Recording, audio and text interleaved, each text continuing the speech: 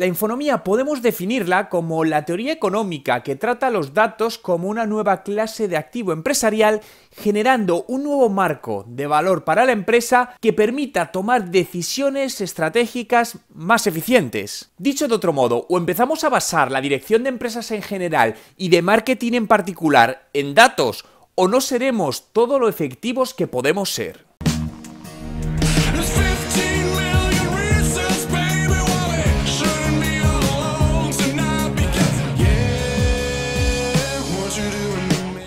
¿Qué tal? Mi nombre es Juan Merodio y bienvenido a un nuevo vídeo. Si es tu primera vez y quieres aprender todos los trucos sobre marketing digital y cómo ser un emprendedor de éxito, suscríbete ahora mismo a mi canal para que te pueda avisar de los nuevos vídeos que publico a diario. A día de hoy son muy pocas las empresas que usan realmente los datos como su principal activo, y cuando hablo de datos normalmente no me refiero a gran cantidad de datos, ¿no? Sino a empezar de menos a más, empezando, por ejemplo, por una gestión eficiente de una base de datos de emails que te permita gestionar y optimizar para retroalimentar esa información. ¿Cómo hacemos hoy las campañas de marketing, no? En la mayoría de los casos nos basamos en aspectos subjetivos, es decir, yo creo que puede funcionar esto, y con ello hacemos un plan de medios que sobre la marcha vamos optimizando. Y eso sin mencionar que muchas acciones de marketing se hacen o se dejan de hacer porque algún mando directivo de la empresa decide que así sea, sin estar totalmente capacitado para tomar esa decisión.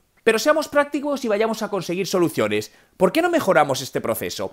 La idea está en no hacer un plan de medios basado en estas intuiciones, ¿no? Sino en datos que ya desde un principio nos acerquen más al éxito de una campaña, cogiendo, por ejemplo, históricos segmentados de anteriores acciones realizadas para en base a ello crear este plan de medios y ahora sí, sobre la marcha, optimizarlo. Esta pequeña diferencia de creación de acciones de marketing puede suponer el éxito o el fracaso de una campaña o la mejora en el ROI, ¿no? En el retorno de las inversiones que realizamos. Esto en sí puedes decir, oye, no es nada nuevo el coger datos históricos, ¿no? Es cierto, pero sí lo es los nuevos datos que hoy en día tenemos y la posibilidad de gestionarlos de una manera más eficiente, cosa que años atrás no teníamos. Quiero contaros un caso real de mejora progresiva en base a datos. Es un caso que tuvimos para definir el plan de medios digital y su posterior implementación de un congreso de innovación muy potente que se realizaba en un país de Latinoamérica y donde se estaba llevando a cabo un plan de medios que daba bajos resultados. El proceso consistió en analizar tanto el online como el offline y el porqué de esos datos, ¿no? Viendo toda la cadena de captación del usuario y proponiendo con ello un nuevo plan de medios que consiguió multiplicar por más de un 1000% las conversiones y donde con una inversión inferior a $10.000 se consiguió una repercusión a nivel de branding muy potente y se aumentó la base de datos del evento con la captación de 593 leads, cuyo índice de calidad superó el 75%. Pero aquí no quedó la cosa, sino que analizamos a posteriori el por qué ciertos usuarios no compraron o no estaban interesados, ¿no?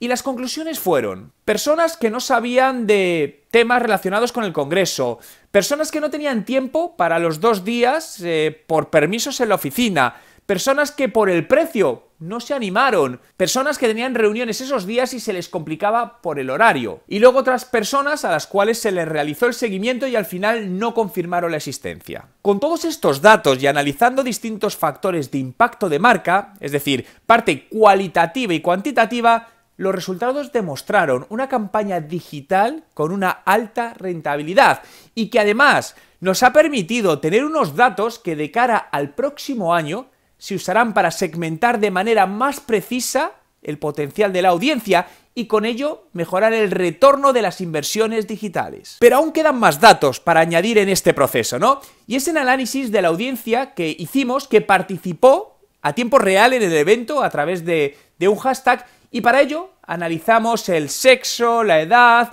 la profesión, el lugar, el idioma. Y estos son los datos que obtuvimos, ¿no? Lo que os estoy mostrando en pantalla, donde podemos ver que había una gran audiencia en un idioma distinto al español y que la mayoría de ellos eran de marketing seguidos de creativos. El cruce de todos estos datos es una información muy valiosa de cara a proyecciones de marketing futuras, ¿no? a conocimiento del cliente y por lo tanto a mejorar el desarrollo de un negocio basándonos en datos que transformamos en insights para tomar mejores decisiones en las campañas de marketing. Me he encontrado con situaciones donde una persona aparentaba por sus comunicaciones ser algo y luego al ponerse a trabajar con ello era un auténtico desastre. Es decir, como que era bueno en una cosa, en eso que hacía, es decir, pero no le saques de ahí porque, madre mía, es un auténtico desastre, ¿no? Entonces creo que al final el mundo de los influencers es un mundo complejo, muy amplio, hay muchos tipos de influencers, los más pequeñitos, luego los top, pero al fin, creo que son, a nivel de marketing, son muy rentables y lo sabes enfocar bien. Creo que las marcas lo hacen muy mal a nivel general, porque no hago más que verlo, que quieren imponer ciertas cosas y dicen, ahora está de moda la influencia, pues a por esto, pero intentan hacer lo mismo, te dicen, no, tienes que hacer esto, decir esto, un briefing, no te equivoques, es decir, al final la base es que conecten con su audiencia y solo va a conectar con su audiencia si le dejas ser el mismo.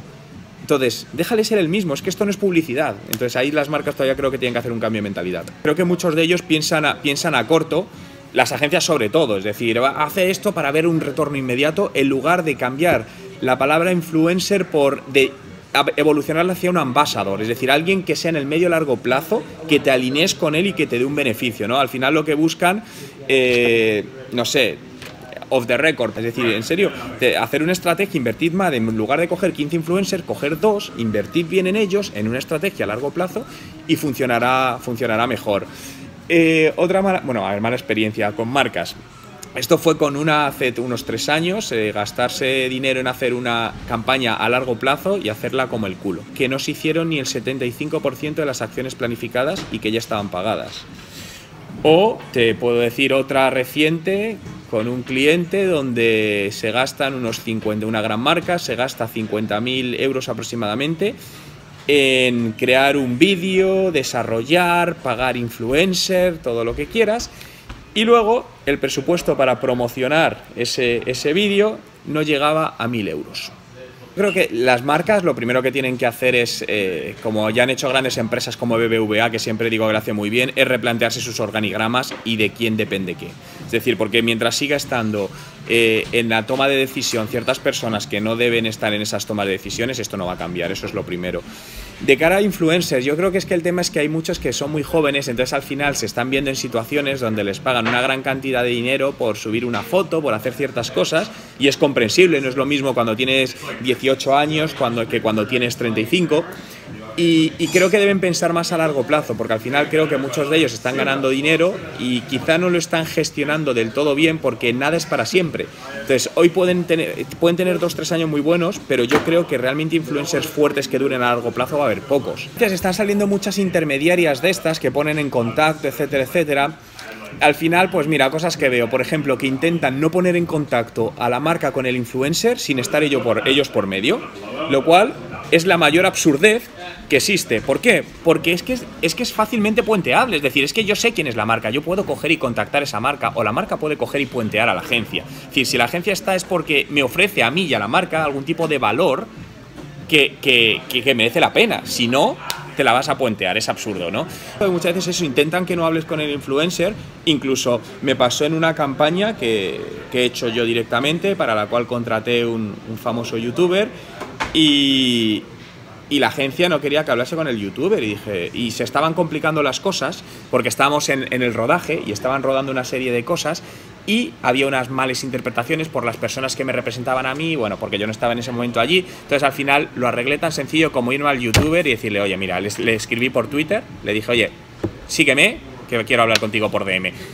Entonces, claro, me puenteé a eso, pero le puenteé en ese sentido, porque luego al final toda la agencia se lleva sus comisiones y todo lo que sea, pero a ver, no pongas esto en complico porque le estaban cabreando a él. A mí me llega otra información, entonces digo, tío, vamos a hablar tú y yo, y lo solucionamos con 8 tweets privados. Al final yo creo... Pero eso es un poco la idea, al final, a ver, todo tiende a quitar la intermediación, ¿vale? Todo, al final, lo estamos viendo en todos los sectores, está pasando ese tema de desintermediación. Entonces, volver a intentar intermediar y ganar así dinero como modelo de negocio me parece un error. Hay que ser más inteligentes si queremos buscar todo eso. Por ejemplo, en el tema también de influencer, por si te es válido, toda la parte de actores, es otro mundo. Hace 3 semanas, un mes, un problema con una agencia de actores, donde tengo un vídeo grabado y todavía me estoy pensando en sacarlo o no, lo tengo grabado y no sé si lanzarlo o no, pero tuve un problema con ellos porque al final lo mismo, por intentar preservar todo eso. No sé, probablemente al final el vídeo lo acabe lanzando, lo grabé hace un mes y estoy ahí y digo, ¿lo lanzo o no lo lanzo? Pero bueno, a ver. Vale, sí, a ver, normalmente pues es decir, al final cuando buscas un influencer siempre intentamos buscar a alguien que esté alineado con cierta audiencia para algo en objetivo, ¿no? Y dependiendo del tipo de, pues si se quiere hacer un vídeo o es algo más menos visual, pues uno u otro. Una vez eso se llega a un acuerdo en principio de los términos que van a incluir todo eso, y yo desde mi punto de vista es total libertad, es decir, haz lo que quieras, como quieras, siéntete libre, tú eres el que enganchas con tu audiencia. Obviamente no hables mal de la marca, pero si es una campaña en ese sentido, pero siéntete libre, porque en cuanto empiezas a darle al final, si nos vamos por ejemplo al tema de los youtubers, son ellos los guionizadores, los directores, los productores, hacen todo, es decir, entonces déjale libre, que haga lo que quiera, es la única manera de que esto funcione. Yo sí lo haría, es decir, yo tengo implementado el MP desde hace más de un año en mi blog, en todos los contenidos. Entonces, realmente el tema es que hay muchas cosas de estas que las montas y luego no valen para nada. Por ejemplo, como ha pasado Instant Articles en Facebook, que también lo tengo montado, pero luego el resultado era una mierda. Pero AMP yo creo que sí, pero básicamente por una razón, porque lo que hace es que el artículo carga toda hostia. Entonces, eso a Google le interesa por usabilidad de usuario y lo está potenciando. Entonces, yo sí lo pondría en contenidos, yo sí lo pondría. Tienes que aprovechar cuando el contexto es bajo en ese sentido, es decir, aprovéchalo porque es la única manera de destacar. Es decir, si tienes tu competencia que no lo hace bien, es que más fácil que eso es lo bueno, eso es lo que hay que aprovechar de todas esas cosas. Porque el SEO te hace depender de un tercero y además ese tercero no controlas y además ese tercero cambia las normas cada 2 por 3 según le da la gana. Por lo que yo soy mi objetivo no es posicionar por SEO, nunca lo ha sido. Ni texto ni blog. Creo que el SEO está bien para ciertas cosas y tal, no lo dudo, y es importante obviamente, ¿no? Pero en YouTube no. En YouTube, a ver, existe el SEO, pero realmente piensa una cosa. Lo primero, que el posicionamiento, sabes, igual cambia por persona y que la mayor parte de visualizaciones de un vídeo no te van a llegar por búsquedas, te llegan por sugeridos, siempre. Entonces, sí, sin lugar a dudas, siempre.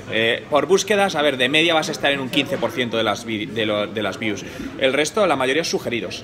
Y básicamente al final se habla de algoritmo en YouTube. Yo no creo que sea un algoritmo como tal, lo que hay detrás es un sistema de inteligencia artificial que va aprendiendo y eso no es como tal, es un algoritmo dinámico, es otro tema.